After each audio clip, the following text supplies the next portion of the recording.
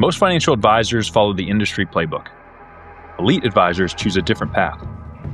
I'm Sten Morgan. Welcome to the Elite Financial Advisor Podcast, where top advisors share the strategies, mindsets, and the stories behind building a better business, adding more value, and the courage to grow through resistance. Because becoming an elite advisor is not about working harder and longer. It's about choosing a better path.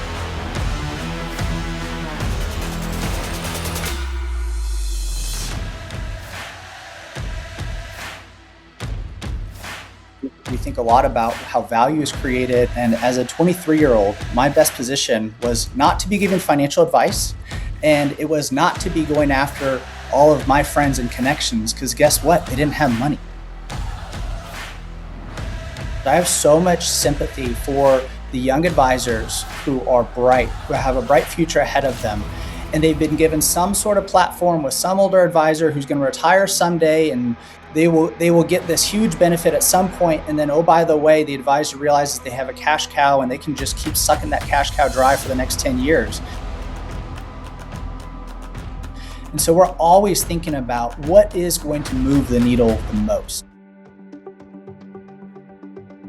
In this episode of the Elite Advisor Podcast, we are going to hang out with Holden Fox. Holden got into the business similar to a lot of us, but early on he realized that his superpower was more as an entrepreneur, that he was frustrated whenever he saw inefficiencies in a business. And so he went from a practice of cost sharing with two other advisors to building a culture, to building systems. And they went from under 100 million of assets to over $1 billion of assets. And they're growing at 40% per year. Leading with financial planning, they own a tax practice, prepare over 3,000 tax returns a year. A very traditional advisory firm has turned into a powerhouse with a lot of complexity, a lot of great people. And so Holden's going to unpack his journey with us and give us some specific advice on how do you recognize inefficiencies in your business, how do you address them as quickly as possible, and then how do you have great people on your team and help people live in their superpowers so you can grow faster. Holden, welcome to the podcast. Stan, thanks so much for having me. You bet. We've gotten to spend some time together before, so I know some of your background. And what I appreciate is that you were an advisor, are an advisor, but that entrepreneur hat caused you to take a firm that felt like, some solo advisors working together, cost sharing, to, hey, this is a legit firm, and now we're, talking about billions of assets under management. So I'd love for you to give us a quick background on the firm, and then we'll dive into some of the story you've already shared with me. For everybody listening, we're all entrepreneurs whether we like it or not, and great advisors are not always great business owners, and you've been able to accomplish both. So I'm looking forward to diving into that. So how'd you get into the business, and then high level kind of your story arc of your firm? Absolutely. So I started in the business at Merrill Lynch back in 2013. I am a child of a financial advisor. My dad has been in the business since I think 1986. So I got to see it growing up. I got to see the benefits of serving clients, of making a positive impact in people's lives. And I really felt blessed in the sense that I never questioned what I was going to do when I grew up. It was always, well, this is the industry that I'm going to go into. And so that was clear from an early age. And when I got into the industry, the advice that was given to me was go somewhere. It's a big firm, big name, has a good training program, give you a good base. And so I started at Merrill Lynch after college, and I picked Merrill because I thought that it would give me the best platform, the best opportunity to learn and to grow and to develop, because being a financial advisor is not easy, and it's complicated, and there's a lot of things to learn, and you can't just jump into it. And really, honestly, my experience, what I learned is that it was a lot of just jumping into it. And that is what I realized, what a lot of our industry is, how it works. And that you take young people that don't have a lot of experience, and they go out and they're supposed to rainmake.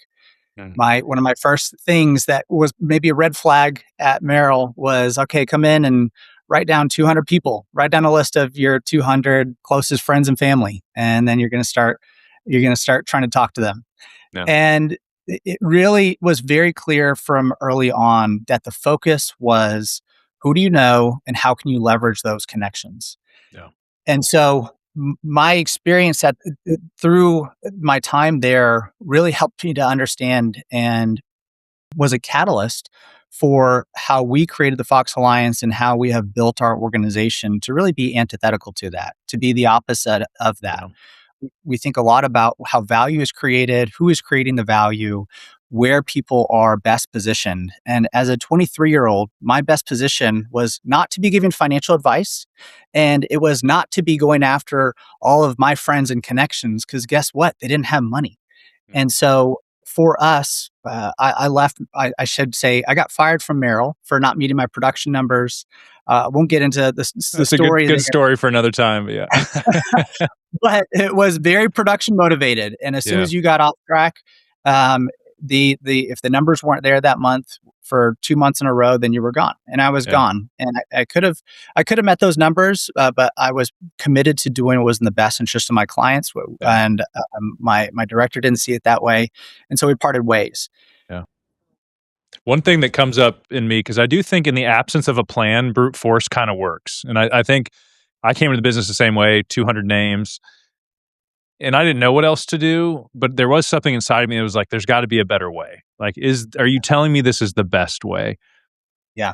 And there is something true about the law of numbers. Like, if you do something long and hard enough, eventually, most likely, you may be successful. And so I don't know if the industry is pushing us down a path that never works, but I know for at least me, and we've talked about it, definitely didn't light us up. It was like, there's got to be a better way. I think a lot about efficiency, and you could liken it to cold calling. You can cold call in 2026 today, and I guarantee you, if you get enough people and you get somebody that's motivated enough and good enough on the phones and willing to take enough no's, like, they're going to build a business. But is it the best way to build a business? And we think about the best ways a lot.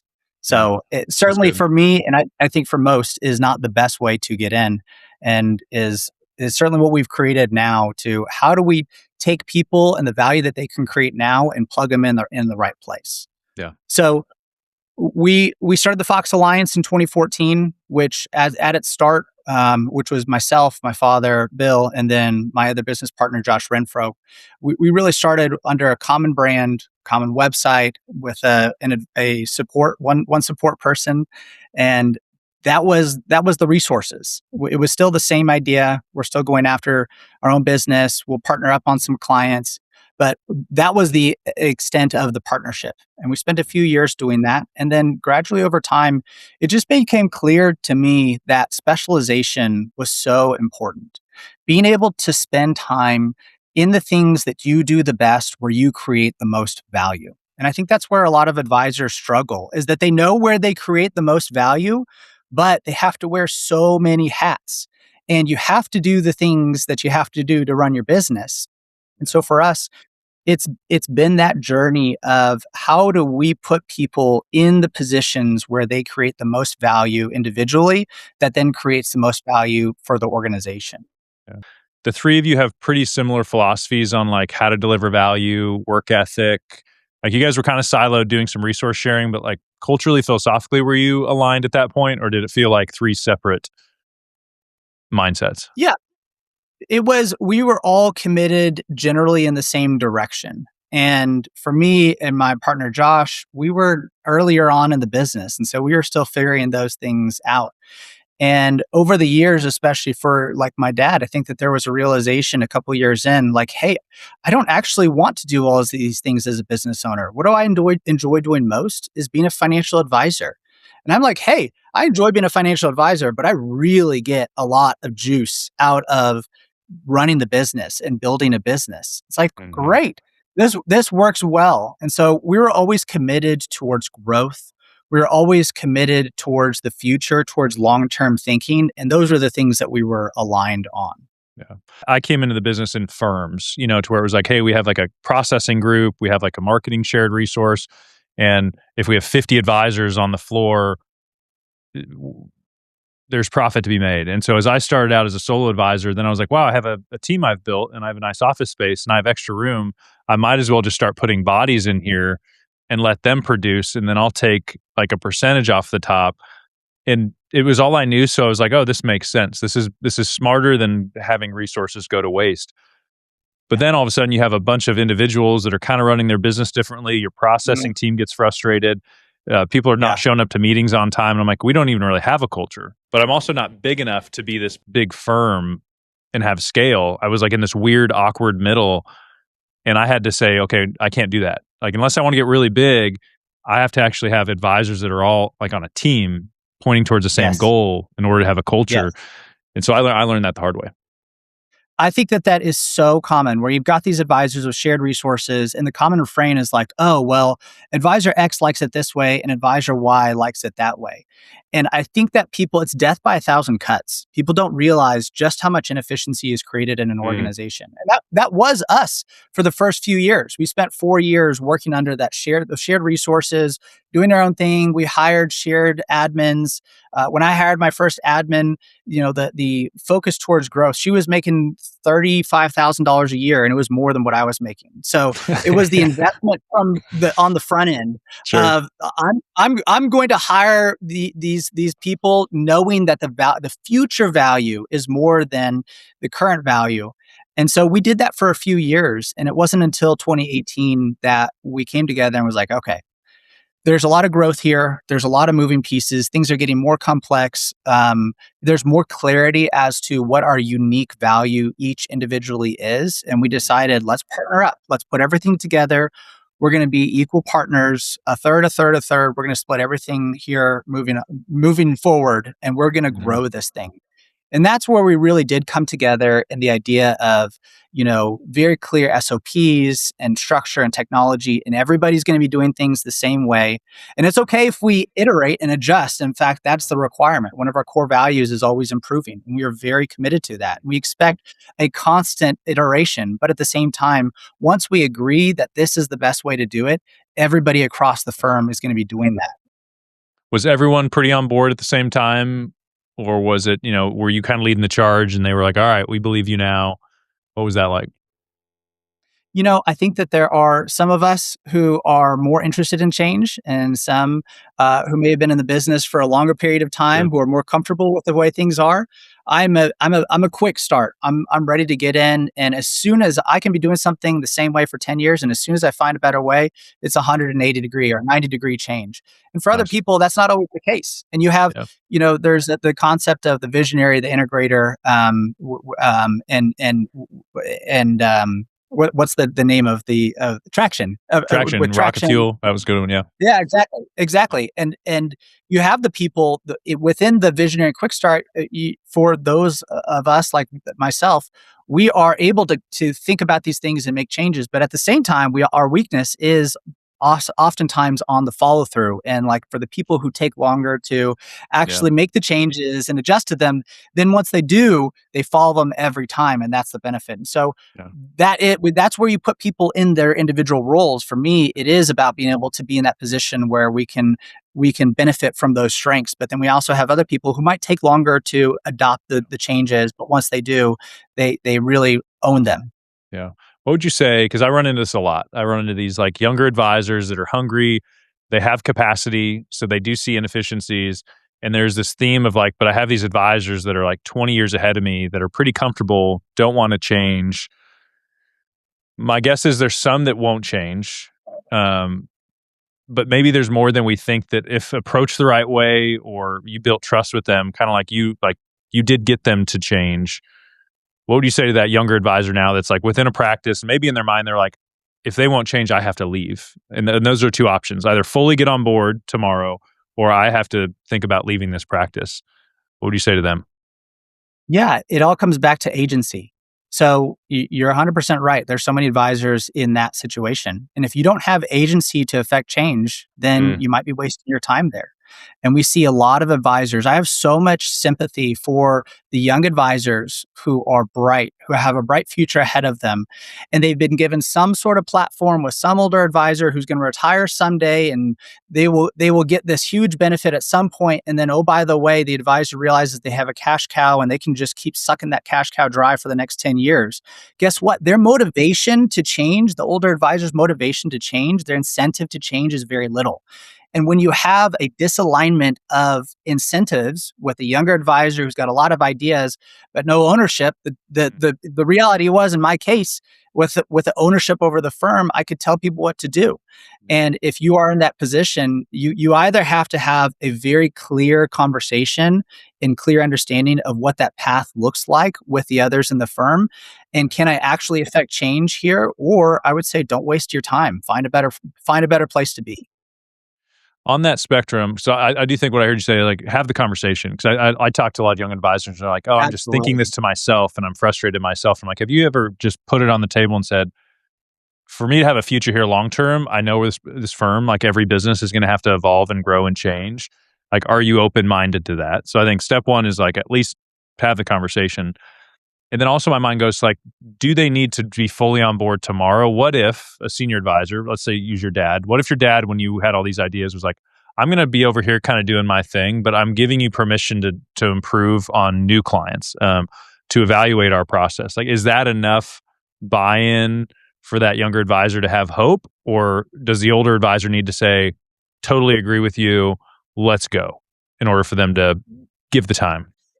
Yeah, I will just emphasize what you're saying about the conversations. There's a book called Radical Candor. I forget who wrote it, but it's a Hmm. great book that everybody should read, speaking to the conversations that people have in the workplace professionally.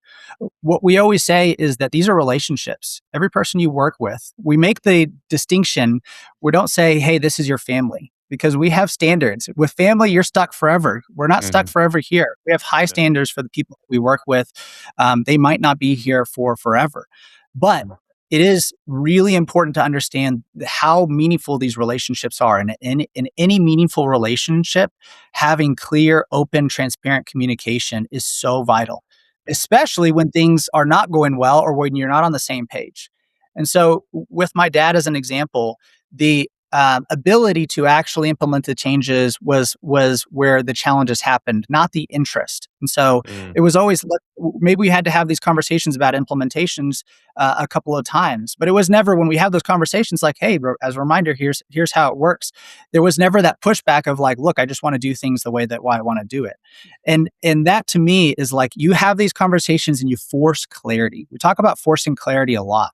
And that's where I've seen this in the industry so often is a lack of forcing that clarity with the advisors. And no, it doesn't have to change overnight, but you have to understand, are we going in the same direction? If we're in a boat together, are we rowing in the same direction? Are we rowing mostly in the same direction? Or are we sitting there rowing opposite directions of each other, going opposite, staying in the same place?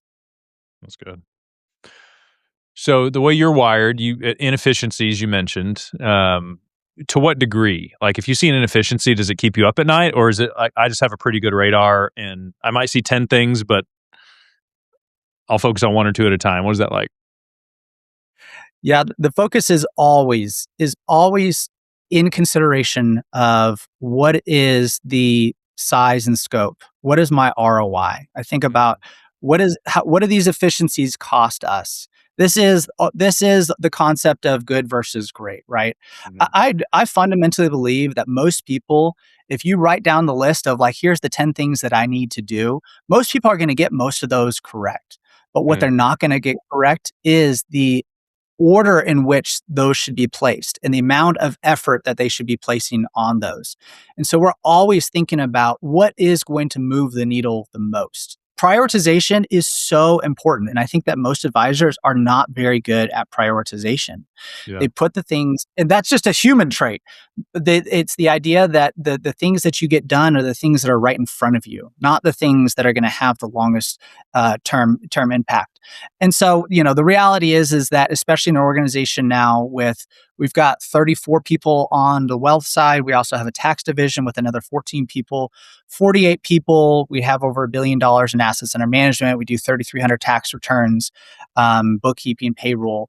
Like the reality is that I could have no other responsibilities and I could just sit there thinking about processes and changing and tinkering with things. And so you always think about the cost, you think about the resources, what is the actual cost? What is the biggest cost in our organization is not money. It's people, my payroll, the Yeah. hourly. If I have a meeting to make a change, I'm thinking about the 5 people that are in that meeting. What is their salary? What is the hourly rate? What's the combined value of the 5 people in the room times an hour and a half? Is what we are talking about is the value of that going to justify that cost? So for me, it's always that cost benefit analysis and being very intentional about the things that move the needle the most. Yeah. So today you are most aware of like human capital. Like how are you as the leader? Because at this point of the three partners, you've been tapped as like CEO. Is that fair to say? Like they defer to you and they're like, you lead the charge? Yeah, there's two co-managing partners, myself and Josh Renfro. We're the ones who are responsible for running the day to day. I'm responsible for all the operations. Josh is our chief investment officer and he leads our advisor team. So he does everything related to our investments. I have no involvement in the investments. I think that's a good example of the specialization Yeah. where the amount of time and effort necessary to maintain the subject matter expertise related to investments is just too high. Yeah. And so at this point, literally, I have no involvement in our firm's investment management because I've given that over to him.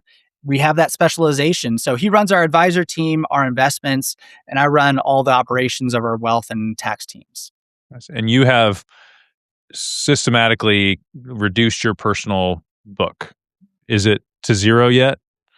It's close. It's close. Okay. We're getting close. I probably have 4 or 5 clients left that are in the process of being handed over, and they will. And those are easy conversations with my clients because we have talked about team. We've talked about the Fox Alliance.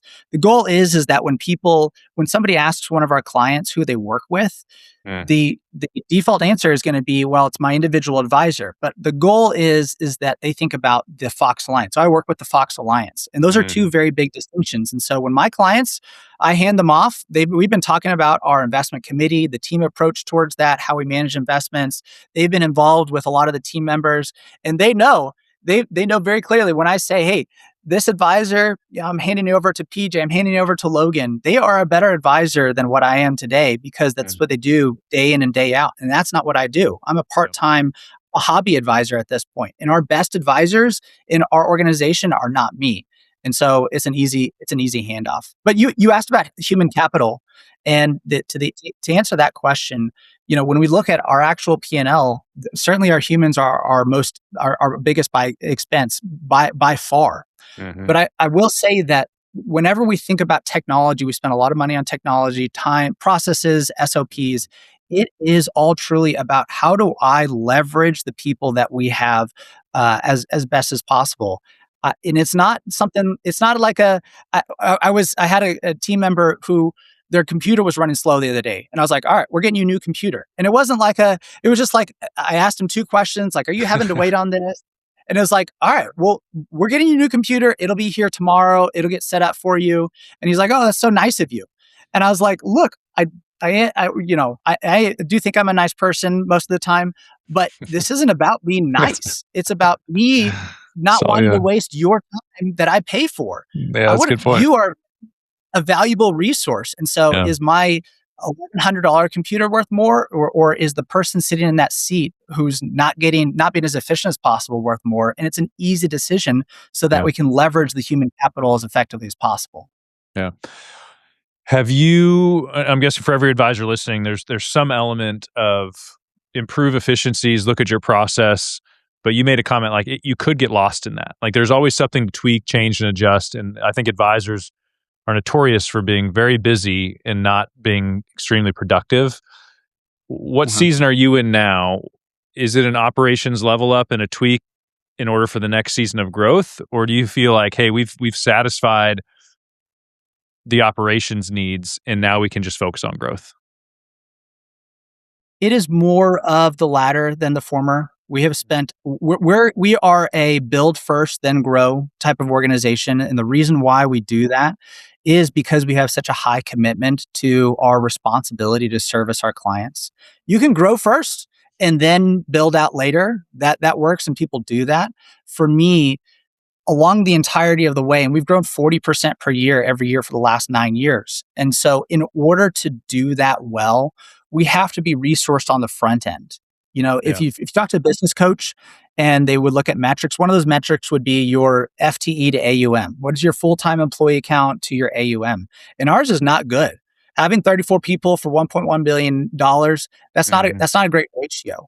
But for us, the reason why we do that, we've always been ahead in our headcount over our AUM, is because we're looking to bring on another $400 million this year. And so we can either do that first and then add the people, But the people who get the short end of the stick are the clients. They're the ones who don't receive the service, the excellent service that we demand. So we've always built on the front end in order to handle growth, and that's expensive. That means cash flow is lower. It means that you're always looking towards the future, but it's something we're very committed to because we think that that's the right way to do things. And at the end, we have reached a scale. We have gotten to a certain scale where we can still have meaningful positive cash flow and still do that. But for us, it is more about we put a lot of these technologies in place, the SOPs, and while we do make tweaks, it's more we've built that infrastructure so that we can pour gas on the fire, and that's what we're doing right now. Yeah, there is an element of like something will always break as you grow, and that doesn't necessarily mean you're doing anything wrong. It's just like anticipate the break. And for Legacy, our firm, we had to stop growing for a season because I was the main advisor, and I had some juniors, but I was like, I can only service a certain amount of clients directly, especially if I'm running the firm, especially if I'm helping with marketing, to where it's like, oh, wow, we have to almost pivot and become like a training business for a little bit, which is how do you find great talent? How do you onboard them well? And how do you get them trained as quick as possible? So now our capacity we can 5X from there. How are you handling that process? And is it fair to even say there's probably seasons where you're mainly like a training and development company when it comes to your people?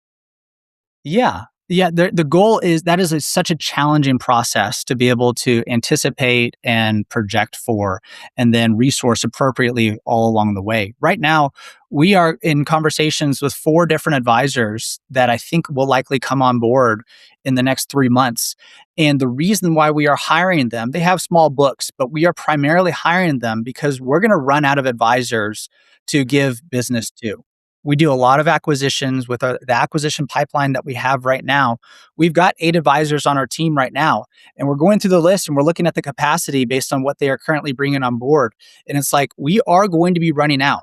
We're not running, we haven't run out now. It's not going to be 3 months from now. It's probably not going to be 6 months from now, but 9 to 12 months from now, what we are looking at, we are going to run out. My advisors will not be able to handle more growth this year. And so we are looking at potentially bringing on 4 advisors at one time in order to be able to be resourced for our needs 9 to 12 months from now. And for us, a huge part of that is because of that training and development. We do not bring even experienced advisors with $50+ million coming in with 5 to 10 years. They're going to have great bones and great quality advisors, but they're not TFA advisors. We have very specific ways that we do things, our investment management, our processes. That takes 3 to 6 months to get advisors up and running. So we're doing that right now, is that we're getting close to hiring likely 4 advisors because we are thinking 9 to 12 months out in the future, and we're backing that up with training, development, getting them on board, having them be part of the TFA team before they go out and take down acquisitions and new clients. Are you using client count as capacity? Is it complexity of how much AUM? What are you pegging that from? Yeah, really, we think about that in terms of client meetings per year. When we think about what is the capacity of an advisor, for us, because of our structure, because we are a highly resourced team, we've got 3 support people for every 1 advisor. Our advisors at maturity can manage $200 to $400 million. These are large books that individuals are managing, but they also have a high amount of support behind them. But the way that we come up with those numbers, it really comes down to how many meetings per year is the advisor having. And we have anywhere between 1 and 3 meetings per year. We've got, the client segmentation. We've got A through D clients. A clients and B clients get 3 meetings a year. C clients get 2 meetings a year. D clients get 1 meeting a year. And so that's the count that we use to say how many individual meetings is an advisor having per year. And that's what we see as the cap on capacity. Is there anticipate 1 surprise meeting a year per client? Like, is there a way to benchmark that? Or if it's like, no, this is our service model, and then the service team can handle any one-off requests. What do you guys learn about that?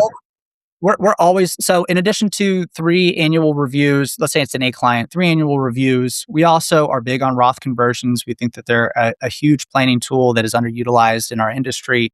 I think you're in agreement with that. And we make a big push. I'll tell you that we look at our net new assets. You talk about being a fiduciary. We look at our net assets at the end of the year, and it always looks bad. because we have clients do a lot of Roth conversions, and they are paying a lot of taxes, and that's money that's coming out of management for us. But we're doing what we feel confident is in the best interest of the clients. Yeah. So in addition to those 3 reviews, sometimes we'll hit the Roth conversion at the end of a year review, but oftentimes we'll also have a separate review call with the client to go over those Roth conversions. And then clients are always, at any point, are always welcome. If they want to schedule a meeting, they're always welcome to. And that does happen. I would say that that's a very small portion of the time. Usually that for us is when a client has a change in their life. They're looking at buying a business, buying a piece of real estate. Just like you are, we're huge on financial planning. We are planning as a foundation, and that's not just about their investments. That's not just a retirement income analysis. That is, oh, you're looking to buy a business. Let's talk about how you incorporate. Let's talk about your business structure. Let's talk about, the tax side of it. So just like you, we think that's a huge part. And so those conversations pop up as people's life circumstances change. But by and large, there's not a ton of one-off meetings that we need to do with clients.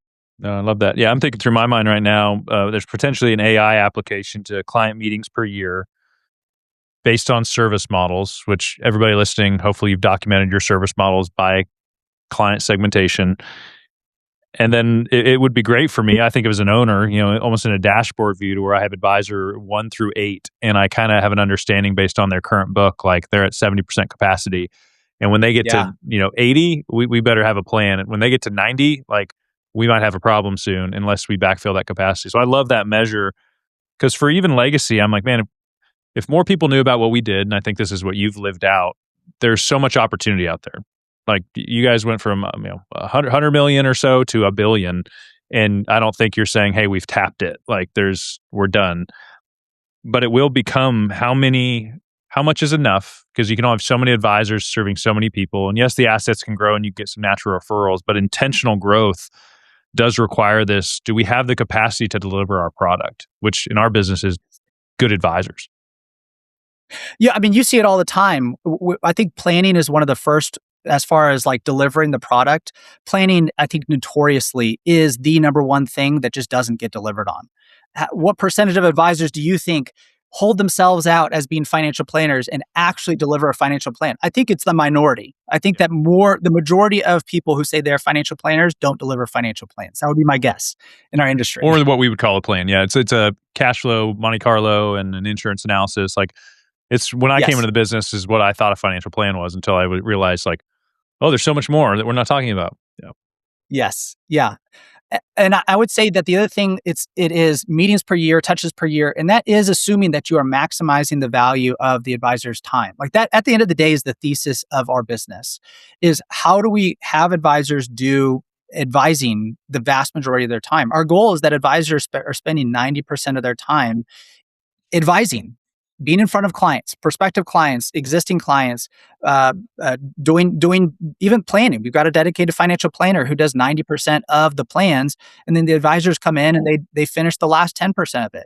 So we really want to limit the advisors to doing the things that they are uniquely capable of doing, and that allows you to potentially maximize, the number of meetings and the AUM that a client is still an advisor is still serving. Yeah, I think there is a and this is language we use internally and say it to our communities, it's a maximum value with extreme efficiency. And I think there were times as an advisor, especially when I got into financial planning, to where, like, the hat I had on was like, the advisors are out there just selling product, not doing financial planning, and I'm going to finally do it the right way, and I'm going to build these complex plans. But they were so complex and time consuming that I was like, oh, I may not be in business much longer if I keep doing this. Mm-hmm. Or hyper efficiency is, man, get people in, get their AUM, call them once a year, and just go get more. And most advisors have pretty good retention, even though most clients are not really excited about the service. People just don't take the time to move. And I'm like, there's got to be a way. And what we're pursuing is, like, is there a way for the client to perceive maximum value, but the client doesn't know if it takes us 20 hours to do it or 1 hour to do it. And I feel like whenever I talk to you, it's like, Holden's going to figure out the way to, like, have them perceive that it took 20 hours, but it took 1. I'll give you an example of that, because I think you've done a really good job of that on the financial planning side. On the operations side, we introduced a Power of Moments initiative this last year. where we think about clients and the peaks and valleys of their lives. There's a book called Power of Moments that this is based off of. And it's the idea of celebrating them in their peaks and coming alongside of them in their valleys. And so we have structure around client gifting. We don't send gifts to people. We don't send happy birthday letters. We don't want to be, those people that they know, oh, you're on an automated thing just like everybody else. That's not meaningful. But when a client reaches $1 million of invested assets with us, that's something to celebrate. And so we send them a gift. When they have a child or a grandchild born, we have specific gifts. We have a Fox piggy bank for that. And it's when the child is born. And so we have the structure around the gifting, but we're looking for specific moments that say, I know you, I see you, we're celebrating you. And it's allowing us to take the same level of, we're putting structure around this level of effort and the value that we are getting out of it in the eyes of the clients, because it's much more meaningful when we're doing it in that very specific, thoughtful manner. And so it's the same amount of effort, but it's a lot more value because of how it's delivered. Yeah, that's great, man. Holden, man, I love the way you approach the business. Respect on recognizing your superpower and being willing to say, hey, I identified as an advisor once, but to kind of live out your full strength, you're like, I'm gonna be willing to pass that off to other people, which you would say are better than you now. And Absolutely. now I think the amount of impact you're having is 10x what you would have if you would have said, I'm just going to be an advisor with shared expenses with my other people here, and I'm just going to love on these people, which is a great calling. But definitely you have more to accomplish there. Sten, I would just say that the amount of fulfillment and enjoyment that I get of having a team where in specific areas, everybody is better at something in our firm. And that's what every advisor should strive for. I think that's really exciting when you have people who are genuinely better at specific skills and specific things. So it's a lot of fun. I appreciate being on here. It's always energizing, great to hear what you're doing and the coaching and all of that. I think it's really awesome. Appreciate you, brother. We'll talk soon. Thanks, Sten.